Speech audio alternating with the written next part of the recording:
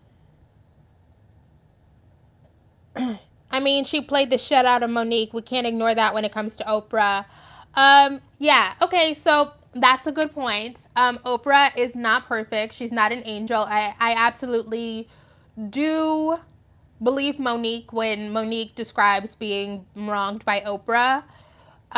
So yeah, like, Oprah's a billionaire. Every billionaire gonna be ethically unsound. But black people don't have a problem with like that. Black men don't benefit from patriarchy. Y'all are fucking crazy. Is it reasonable to have problems with Oprah on a more black affluent level as opposed to anti-black woman level? I mean, sure. But generally, the the hate that I see directed at Oprah is not because she was rich, because Oprah being rich was fine for a long time. So all of a sudden, y'all woke up one day and decided that you don't like Oprah because she's rich. I don't know if that's it. I don't know if that's it. I don't know what Charles Barkley said. Pretty Jackson says, did you hear what Ricky Smiley had to say? He even had the nerve to say that white women had their back. Ricky Smiley, and also another anti-black woman coon. So I did not hear him say that, but I'm not. That's why this shit has to come down. I can't just be out here calling people coons.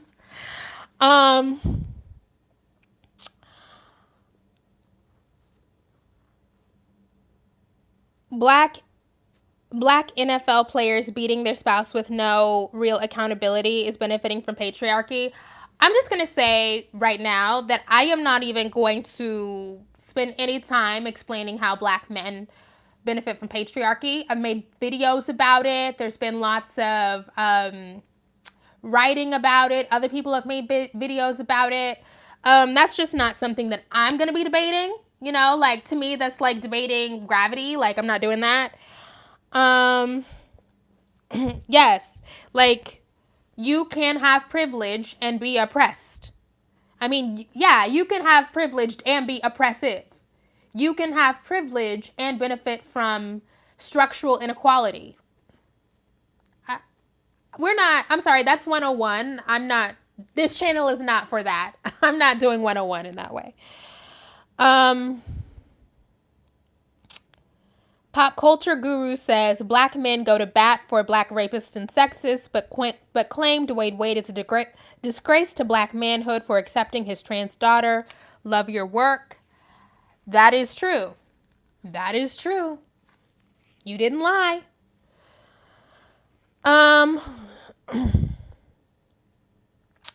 How do you feel about Summer Walker and her recent xenophobic Instagram post? I think we need to ignore Summer Walker for a while. That's what I think. Like, after the HIV thing and it's like, girl, like, just follow Ari's lead and maybe, like, let's pull back from Instagram.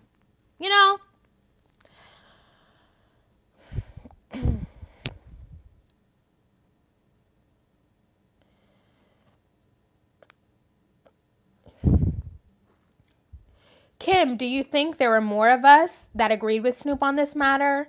And do you think that people are going at Gayle because of her proximity to Oprah? I think Snoop said on Red Table Talks that way more people were for him than were against him. I believe that. I think that we are all socialized to prioritize the dignity and the reputations of black men. And the social contract that black women enter, if you want to be a member of the black community, is that black men's pain, their reputations, their images in life and in death, they come before everything. And even if a black man like Kobe Bryant, even if during their life they acknowledge wrongdoing, what is so funny is that when he was alive, Kobe Bryant even acknowledged that what happened that night with that woman, maybe he didn't think it was rape, but it didn't go down appropriately. He says it. He apologized. So why are you out here putting on your capes in that way when he was alive he said that he wasn't right?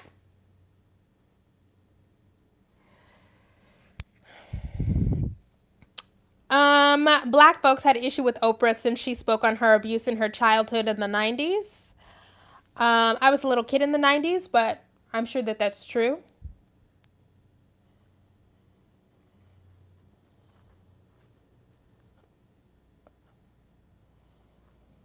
uh,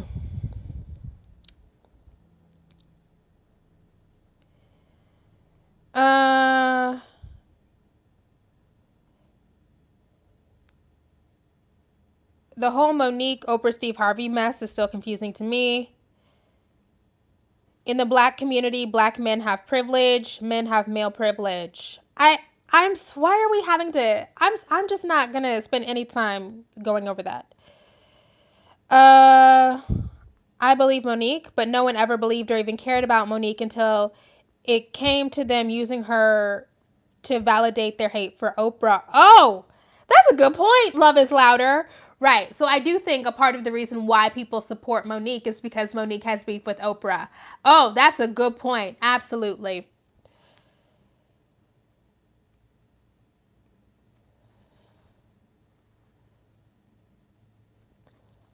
Can we discuss the fact that Kobe never did much to stand up for the black community? Oh, shaking the table. Shaking the table. Yeah, we're tearing down Gail, who's been there for us. Oh, who said that? Tina Marie, you are shaking the motherfucking table. And that's another motherfucking thing. Why all of us, and I said this in talking about Russell Simmons, we make these black men the exemplars of black manhood, and we use them as examples of how black men are unfairly targeted when they had the opportunity. They were not race men. Now, I'm not talking shit about Kobe. I really didn't know until he died that he turned out to be like a pretty decent man and championed women and all that. But like, was he a race man? Or was he a man who was just really good at basketball and black men liked him? You know, okay, but I'm not trying to speak ill of the dead, whatever. I'm just saying. I think that's a really good point.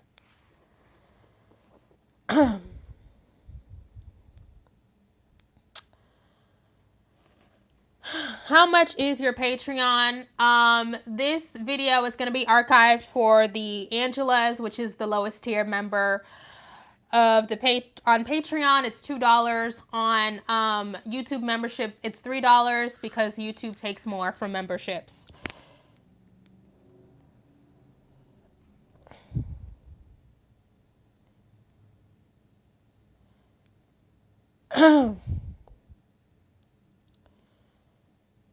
What did Oprah do to Monique and Toni Braxton? So I can answer this. So to make a long story short, Monique was, I believe, molested, sexually assaulted when she was a kid by her brother. And Monique went on Oprah's show, and Oprah invited Monique's brother, who sexually assaulted her, without telling her. That is absolutely foul. I am team Monique on that. I would absolutely be like, fuck Oprah.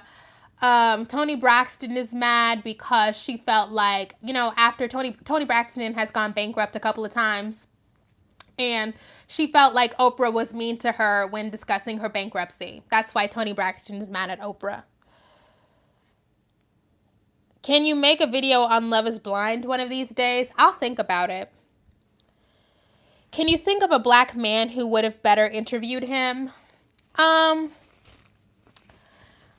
Mark Lamont Hill isn't a journalist, but he'd be doing those VH1 reunions. Maybe he would have been good. Definitely not Charlemagne. God damn, not him. Who else would have been good? I don't know. You know who asked like hard questions one time? Like I saw, who's that man with the gap? The man with the gap, he used to be a football player. He sometimes asks good questions. He asked Kevin Hart good questions, right? Yeah. I can't remember what his name is.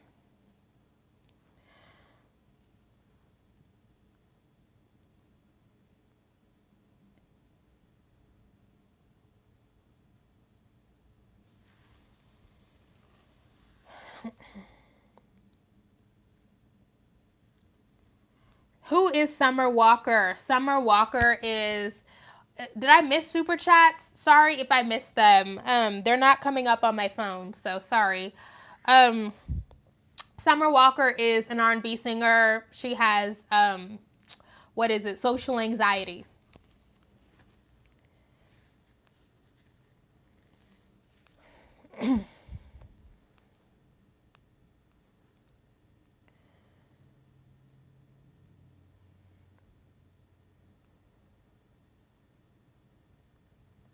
Ari Lennox came for Gail too, and that was stupid as fuck. But she came back and apologized, I guess, for the way she said it, but she was out here looking crazy. Why do so many of us put black men over everything? They erase the rest of us from BLM and police brutality all the time, and I hate it.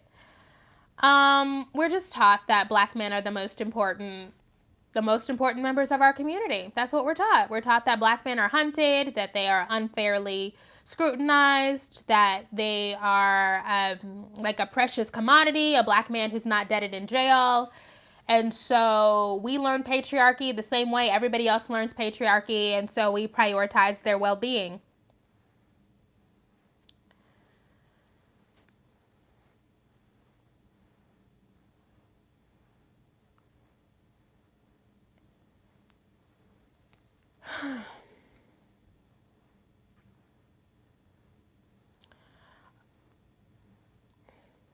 Oh, are y'all talking about Summer Walker's nose? Let's not talk about that.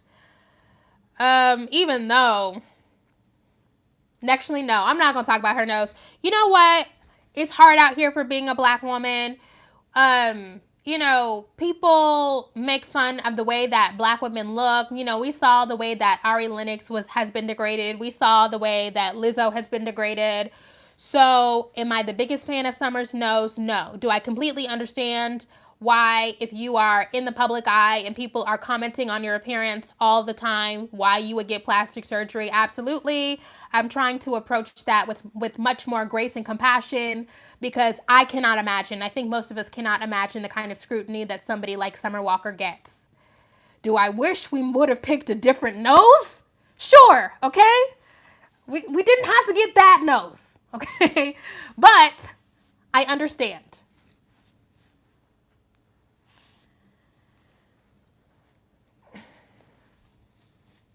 Kobe's foundation raised a lot of money for homeless blacks in LA, the war in Darfur, and many black girls basketball teams. Please do research. Okay. I think charity is one thing, right? I think charity is one thing, and that's important. But I also think that when people are talking about how do you stand up for black people, it's what are your public positions on inequality. And to my mind, Kobe Bryant was never an outspoken advocate for black people in public space. But let me know if I'm wrong. Maybe I missed it.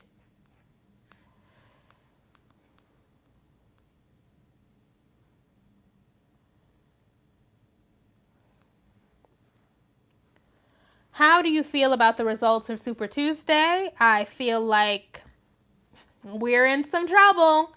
We're in trouble.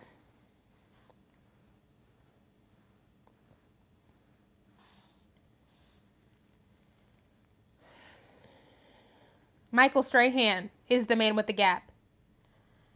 Oh, Van Jones. Maybe Van Jones would have been a good interviewer. Can you block Victoria Wolf? Okay, I am having to go and block people. You guys, come on now. Oh, there's a lot of bots. Let me get them. Hide this user. Hide this user. Gosh, why is it not working? Okay, 2 more questions, and then I gotta go.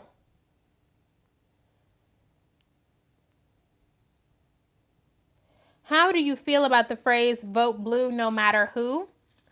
Now that it's going to be between Biden and Bernie Sanders, I wouldn't say that, but I understand it. I do think that, like, people need to vote. Y'all know how I feel. I think that Donald Trump is going to win, but Uh, I think that like if we were deeply invested in like doing things that serve our best interests, that we would bite the bullet and vote for the Democratic nominee, no matter who it was. But I know that no matter if it's Bernie or Biden, that people are going to sit out. And I think that Donald Trump is going to win because people are going to sit out.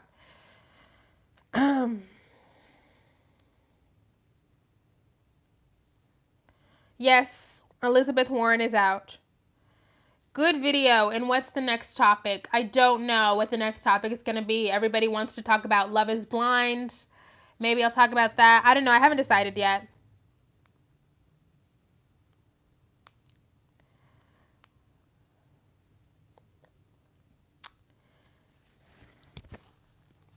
How do you feel about the discourse around Black older voters? I think that I tweeted about this. Do y'all talk to old Black people?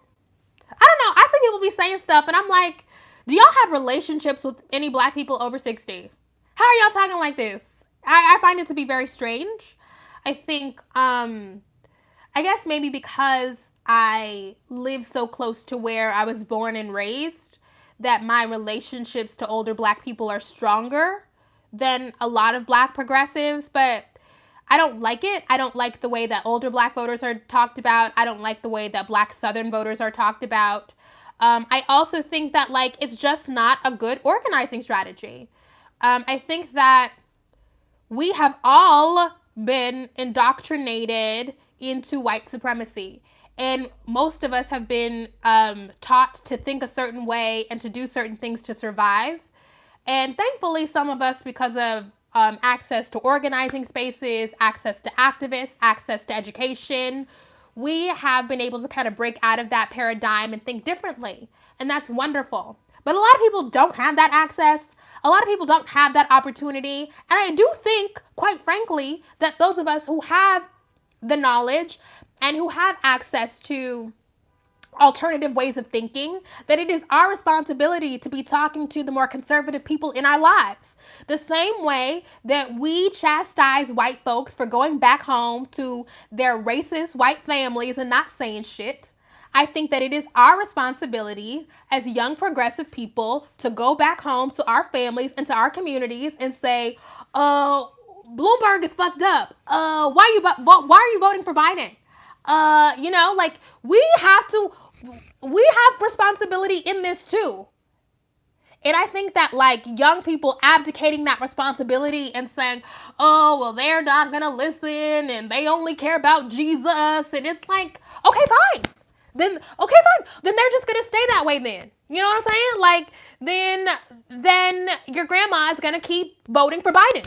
Then your grandma's going to keep voting for Bloomberg. If you don't want to have the hard conversations about why these people are bad, why they're bad for our communities, if you just want to write off all Black people over the age of 50, then we going to keep getting Bidens. That's what's going to happen. So you're either going to make a decision to be plugged in and do some work, or you're saying that that what they choose is what's going to go. Because, and this is my problem.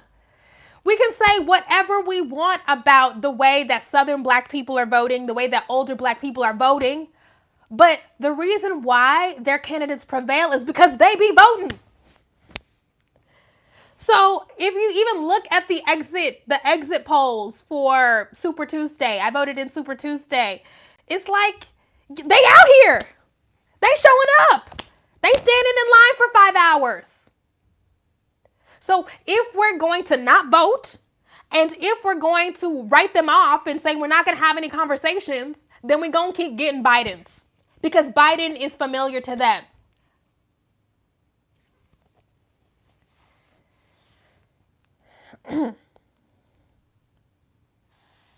Hi, Jasmine. Shout out to you for being a member. Have you ever read the Willie Lynch letter? The Willie Lynch letter is not a real thing. It was made up in the 90s. Nobody should read that. I highly suggest you Google the origins of the Willie Lynch letter. It's not a thing. It's a hoax. Sorry to tell you.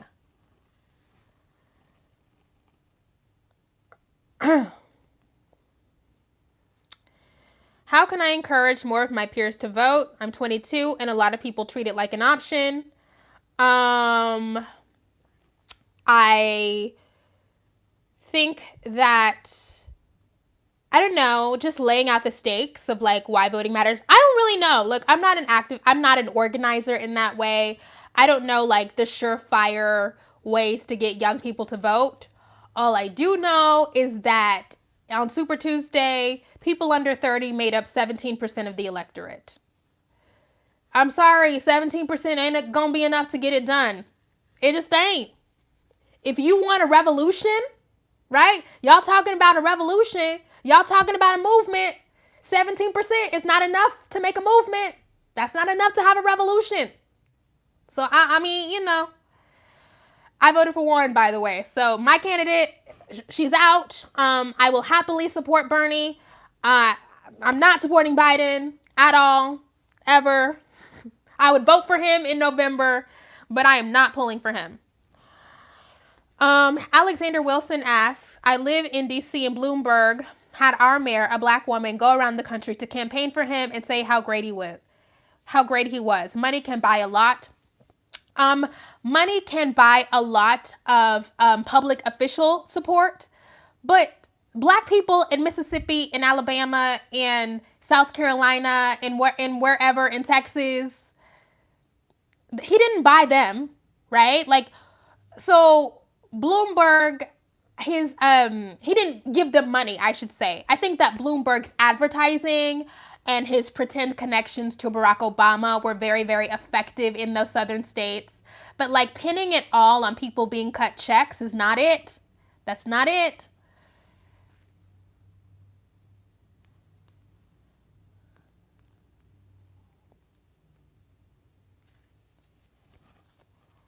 Biden won't get younger voters. I agree that like Biden is not going to overall get younger voters. I agree with that.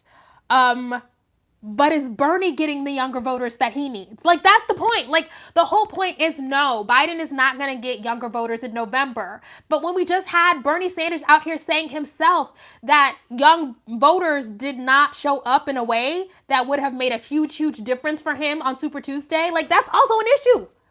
So you're not going to vote for Biden, but you're also not voting for Bernie. Now that I'm 31, I'm not in the young people cohort, so I can say this.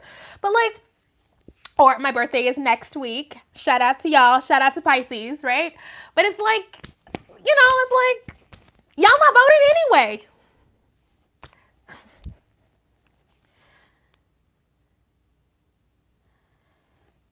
anyway. Oh my gosh, the spam is out of control. Sorry.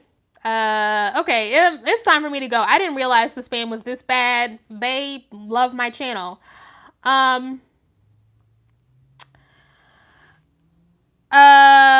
Okay, I have to go because like going through all of this. The trials of Gabriel Fernandez. You have YouTube memberships in addition to Patreon. Yes, I added YouTube memberships because some people said that they can't do Patreon because of where they live or because of what currency they use. The same stuff goes on membership. The same stuff goes up on memberships and on Patreon. The tiers are the exact same. The cost is different because YouTube takes a lot of money. They do. They're robbing us. Where can I leave video requests? In the comments.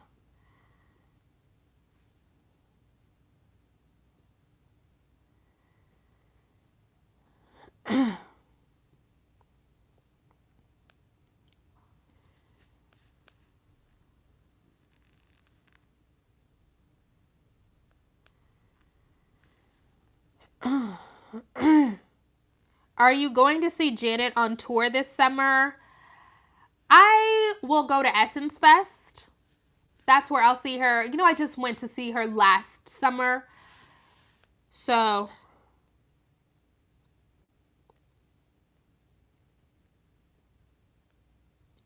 okay, I can't even get through all the spam. So I gotta go. Thank you guys so much. So this live will be up for as long as it takes me to download it and re-upload it to the the memberships channel and the Patreon, okay? So enjoy it while it lasts. Like I said, these reckless lives are not staying up on the YouTube channel because your girl needs to have a future. So that's it. Thank you so much. So sorry about the spam. We're going to have to get a lot more moderators. In fact, I'll just make all the members moderators from now on. That's it. Thank you guys. I will talk to you next time. Bye.